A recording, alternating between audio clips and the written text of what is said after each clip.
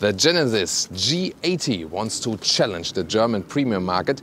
Recently, we've seen the French attack with the DS9 on Mercedes E-Class, BMW 5 Series and Audi A6. Now the Korean attack, and the question is it better than the Mercedes E-Class and its German premium competitors? And I've driven over 1,000 vehicles in my reviewing time. I'm not easily impressed, but can this car impress me? We will find out. Let's start with the front. Genesis G80 here with a meshed front grille in chrome. Wow, what a look. And the sensor here is very well integrated. It keeps the structure here, but still they have a good cover for the sensors that are behind it, and they can keep the 3D logo on the top. Genesis, a premium brand of the Hyundai Corporation. They put the Ioniq brand as their electric brand and Genesis as their premium brand. And now they are also back in Europe. They have tackled the US market so far. There's good feedback from that. Therefore, I was really interested. Now they try it on the European market, which is of course a very fierce competition. Headlamps, LED is standard, and the daytime running light here in a horizontal way, so a very sporty look, sportier than a Mercedes E-Class, for example, I think. The length here is at 5 meters or 197 inches, even 5 centimeters longer than the Mercedes E-Class, and I give way for the side. Wow. Look at that. I mean, what a cool side profile. 18 to 20 inch wheels. These are the big 20 inch wheels, and I think a massive design here with chrome, and it's a very flat design, so to speak. Here, the headlamps in the front are also somewhat mirrored in these side elements here. That's very interesting. And then my favorite for this side profile is definitely this almost coupe-ish line. So it doesn't have a classical sedan line. It's more like a somewhat coupe fastback ending right here. And that's what I find really, really cool. And that also sets it apart, you know, from competitors. And to the rear, once again, they keep the continuous design right here with this horizontal structure also for the tail lamps. Very impressive. So I think a very consistent design like that. And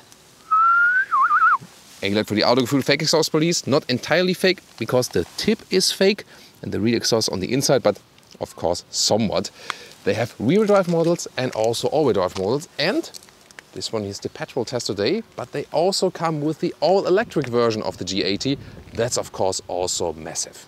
And turning indicator check, here this dual scheme, this is really attractive, and even at the side right there, spectacular.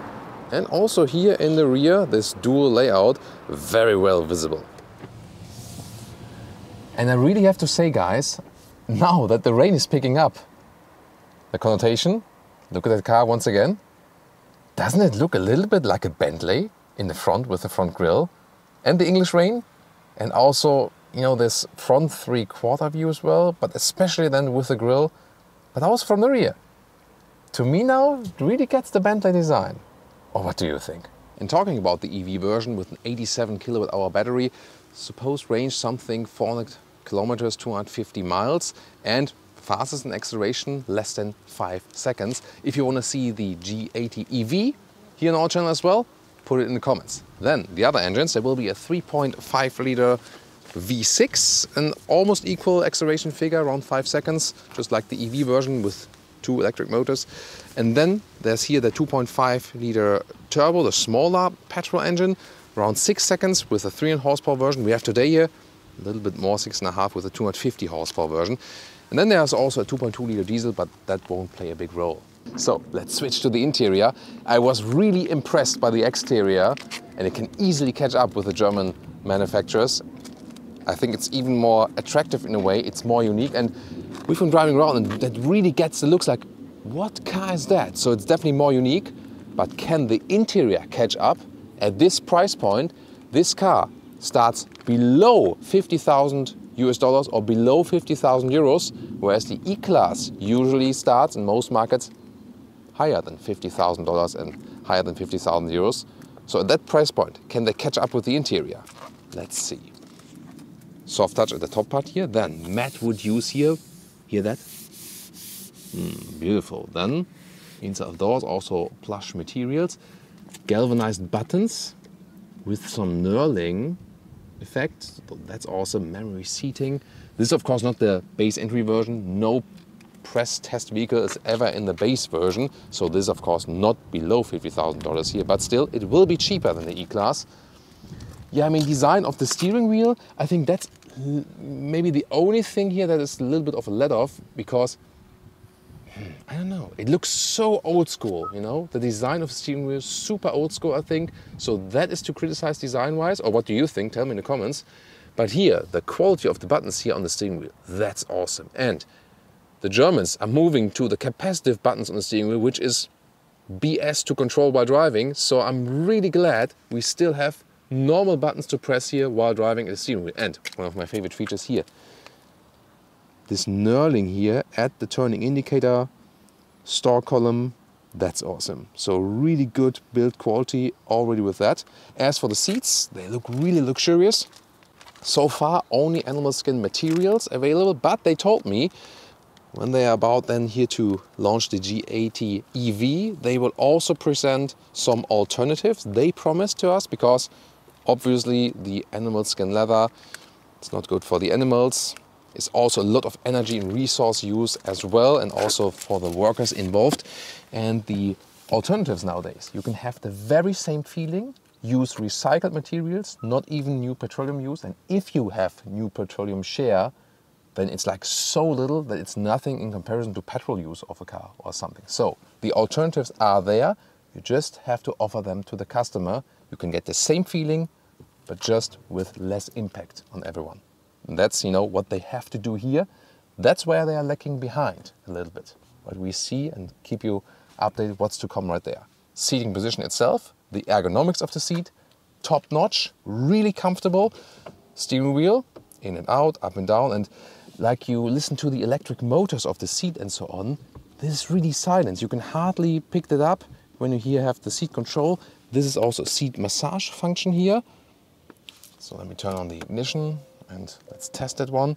So I like to pay attention to those details, especially in these luxury cars. And we have to say, sometimes when you have like these really extremely loud electric motors of small functions, it's like what's going on here? But here, it's really subtle. The seat massage here is actually quite nice, but that one I have to say feels a little bit more elaborate with Mercedes, but it's already quite cool because it's also keeping you a little bit in movement from the lower seating area and not only at the back. Then, one means a 661, a lot of headroom left. This one here without the panoramic roof, and I mean, this Alcantara or microfiber ceiling, beautiful, and I mean, look at that. Everything you touch and see, this is high-class build quality, top-notch. I have to say, the first interior impression, I'm super impressed. And once again, that doesn't happen often. My first impression is it maybe even better than the Germans? Interior overview, once again, really impressive. Besides the steering wheel, I mean, I want to know what you guys think. Do you also think it's a little bit like, color-wise, it perfectly fits, but from design, I think it's too old school in comparison to the other things? Or what do you think? What do you see in the steering wheel? But instruments, pretty fancy, 8-inch or optional 12.3-inch 3D instruments, really a three-dimensional look. Doesn't really come on camera, but some more details to that. It's really interesting, I can promise. Then, here in the middle part, 14.5-inch horizontal screen. That looks really impressive. Also some more details to that. Soft touch here. Then once again, my favorite, matte wood. Wow, I mean, this is one of the best build qualities I've seen so far. This is really awesome. And we still have hotkeys, so not everything wire touch. That's cool. And also, yes, yeah, we have the manual climate knobs with nice display on the inside. So that's also easy to control. And here, this is then the touchscreen, but this is for the band strength, and you can still easily control that. No problem here also with the cooled seats, heated steering wheel. In the lower area, you can slide this one open, and also here how it resonates from the quality. Can we take a moment of silence for this? So smooth. And then you have USB chargers, USB-A in the front, an inductive charging pad with the phone, but for Apple CarPlay and Android Auto you need the cable connection here. Then volume knob here and some hotkeys. And this is a little bit strange. I mean, the clicking sound is great and it looks awesome. However, this is here to control the infotainment system, and you can press like this or you can then turn. And actually you rather want something like this. This is the shifting lever, which is also cool. But you want to have something this, you know, as a control knob and not like, I mean, you doing this is strange. You can't really touch it and then maybe you slide over it. So doing the DJ like it's not suitable to control the infotainment system, I think. And if you want to reach over by touch, it's, you know, it's actually too far away. Then here, cup holders, also adaptive, driving mode selector. So again, once again, high build quality. And this one here, the armrest opens in a split way. You can remove this then, 12-volt power supply. Details to the infotainment system. So now it looks quite fluent, but I have to again like this, you know, use this DJ function on the knob in the middle console. And this is like a screensaver menu, which looks super fancy. And this is the main menu you can go through. Super wide screen. You can also use touch, but then you have to like reach over quite far. So while driving, that's not recommended. Let's take a look at the map. Looks quite impressive. But still they have this kind of old software and see it's also not that responsive. So yeah, I think this should be better for this vehicle. The software of the infotainment system and the user interface, this is where they can still work on, definitely. And I have to show you this. Just imagine your key falls down there. This is like, you know, a very famous spot. Wait a minute, it's not lost. Look at that. This is such a great idea. There's a bolstering inside here, so things don't fall in there. You know, every car owner has tried to like, I need to get this out. But here it can't happen, only if it falls behind this bolstering. That wouldn't be too good. Not to forget, the car key looks like this. These are the remoting parking functions, and that way you can also remotely start up the vehicle. This will be very interesting. And then, of course, famous and auto-cool door closing sound. Really subtle. And this one also equipped here with a soft close, and that works both for the front door and also here for the rear door. Now the rear seating area, this is also where luxury sedans have the clash and see which one is best. Once again, the matte wood inside here, this is also one of my favorite features. It looks so great, it feels great, it doesn't leave fingerprints, awesome. Then manual shade here, why not? For the kids, for example, or for the CEOs, or for the CEO kids, I don't know. And then, look at that, the interior. This is, first of all, we start with the seating position behind me driving. So how much legroom is there left with the length of the vehicle? Let's see. And this is normal in this segment. You still have some legroom left. However, this, you know, these segment vehicles here, they have not a good usage of space, so to speak, but also a very luxurious seating position. That's cool. Here you have an additional mirror you can fold out like this. This is awesome. So, oh, do I look pretty today? You rate that better than me. But also, again, what a great quality, like when you put that in again, and also like the feedback you get just acoustically. Wow. Once again, microfiber seating, so cozy in this interior. So I switched the seats now, and recently in a DS9 episode, we said, you know, in the movies like the UK chauffeurs, they're always called James, and we asked how are the French chauffeurs are being called, and we had like some results not saying like Jean or Jacques or something. Question to our Korean fans, how are chauffeurs in Korea called actually? It's like, I don't know, you know, you tell me in the comments, but maybe also then, you know, in English letters, not in Korean letters, so we can all read it. Looking forward to that.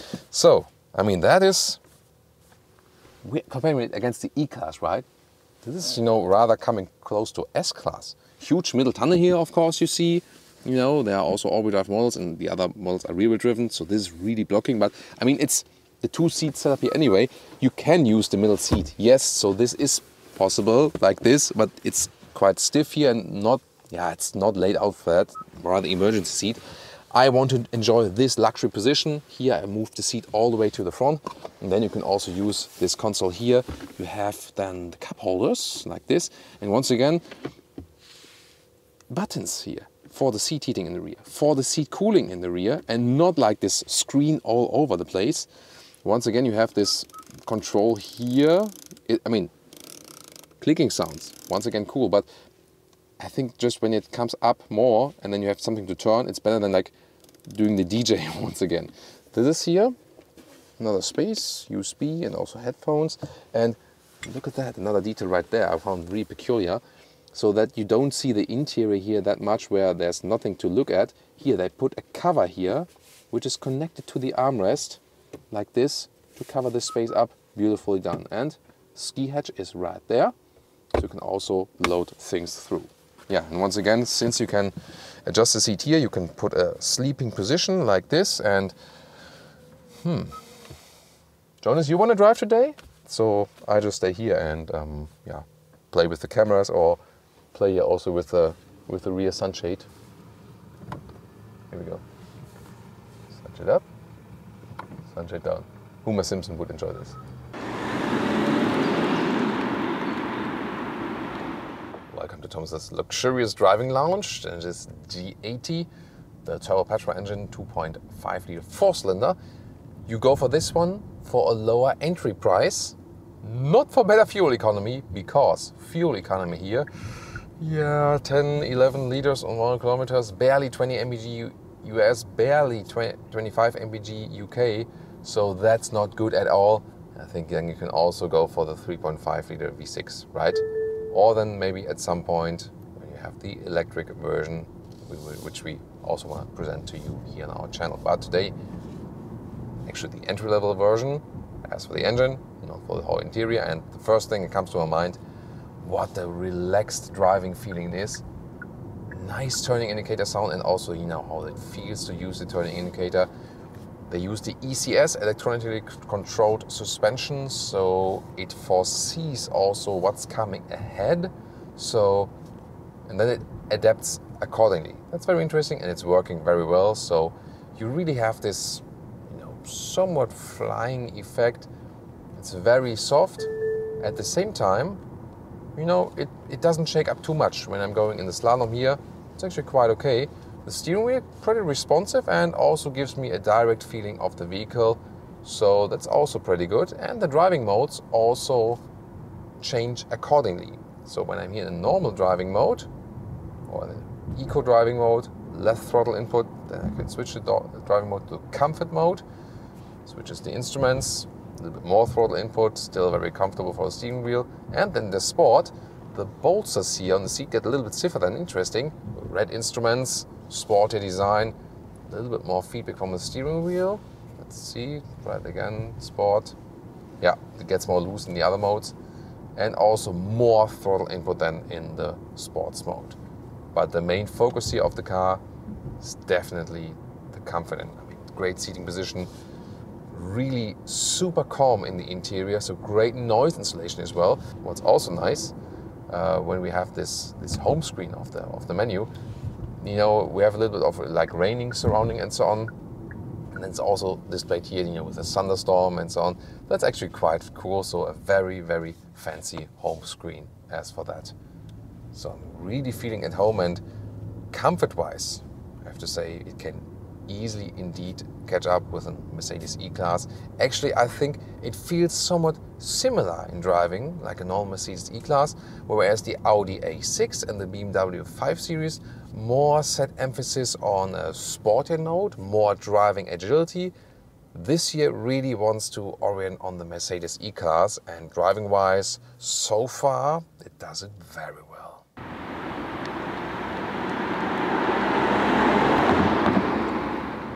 And the ultimate test, unlimited speed here, German motorway. We're already at 90 kilometers an hour, so like 55 miles an hour. Let's go.